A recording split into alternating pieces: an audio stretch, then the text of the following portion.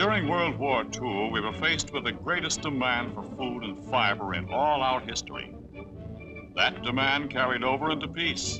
We had good weather and bumper crops during the war. Good weather and bumper crops during the first year of peace. Top production in agriculture, from Maine to California, from the Dakotas to Louisiana. Food for all of us and for the people of the famine-stricken countries. Yes, there was a lot to be thankful for. Good crops, good prices, and a return to peacetime manufacturing made it possible to start buying the things we had longed for during the war years. Good crops and good prices made it possible for some of us to repair the building, others to buy some of the new electrical gadgets science developed. That's Will Gibson. Will got the most out of his machines, boosted his harvest when manpower was scarce, produced a bumper crop. Like all of us, Will's looking forward to the time when he will replace worn-out equipment with one of these efficient new machines. More and more of them will be heading our way. Machines like corn pickers, hundreds, thousands of them, and even better ones to help make our land, yours and mine, more productive, more profitable. But like most of us, he remembers other seasons, when times were not so good, when the going was mighty hard. He knows what grasshoppers do to a crop. One of Will's friends lost a large part of his prize herd because of brucellosis. And does he remember what happened in the Southwest in the fall of '36? Thousands of farmers do. Like the drought in Arizona in '46, when the soil was mere powder and the Roosevelt Dam reservoir nearly empty. He remembers what happened in the Ohio Valley, Kentucky, and Tennessee in '37.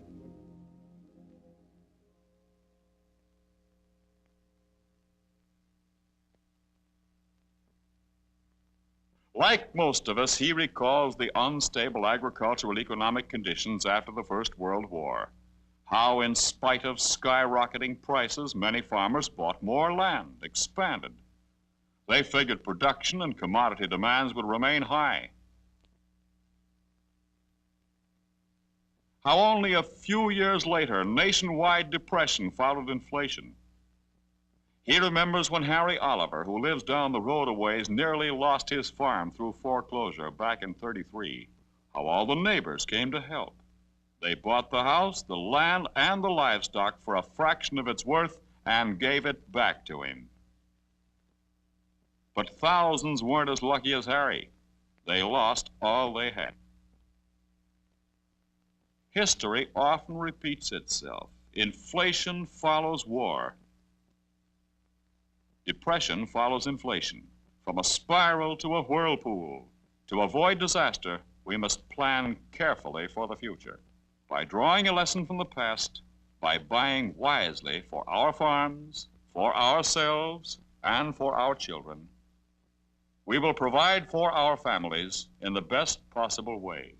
By buying wisely, carefully, only what we really need and getting our money's worth, we will keep our business in the soundest possible condition. Like any machine which needs maintenance regularly, each of the 5 parts of this chain of production needs the same regular attention and care. Buildings, land, livestock, equipment, and financial reserve. As in any sound business, a reserve is needed for emergencies. With it, we have a cushion against hard times, drought, flood, and crop losses. With it, we avoid going hopelessly into debt. United States savings bonds will do the trick for you. They're the same as the bonds you bought during the war. Hold them until maturity date, and you'll get $4 for every 3 you invest. Remember, 4 for 3. There's no other investment as safe as a United States savings bond. And when held to maturity, the interest rate is the highest offered by the Treasury. Of course, if you should really get hard-pressed, why, you can cash a bond at your bank just like a check. These bonds have guaranteed redemption values. You'll never get less than you paid out for them. They increase in value each year you hold them. So, you see, you really ought to buy all you can and keep them to protect your farm and your family against any emergency. Now, be honest with yourself. What if there's an emergency at your house? Are you prepared for it? Are you prepared to hold on if bad times set in? Have you done everything you can to protect the future of your family, of your children? Have you done everything you can to give them a secure, happy future? Well, over at the Gibsons, they're going to buy all the bonds they can and hold them. And that strikes me as a mighty good idea. Yes, sir. Buy and hold United States savings bonds, the 10-year crop that never fails.